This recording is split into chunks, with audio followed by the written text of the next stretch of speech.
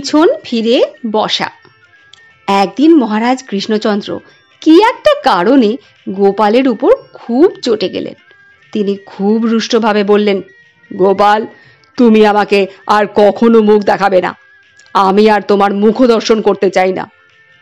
বেচারা গোপাল রাজার কথায় কোনো প্রতিবাদ না করে দুঃখিত মনে তখনই রাজসভা ত্যাগ করে বাড়ির দিকে চলে গেল।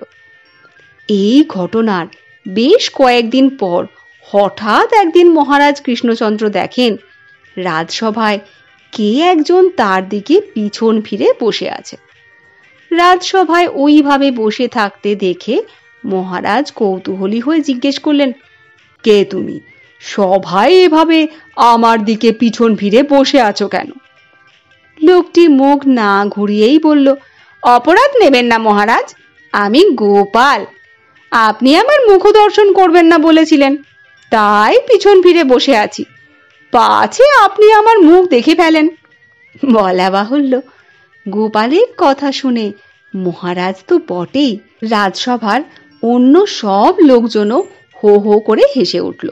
হাসির চোট থামলে মহারাজ বললেন, ঠিক আছে গোপাল, তুমি এখন সোজা হয়ে বসো।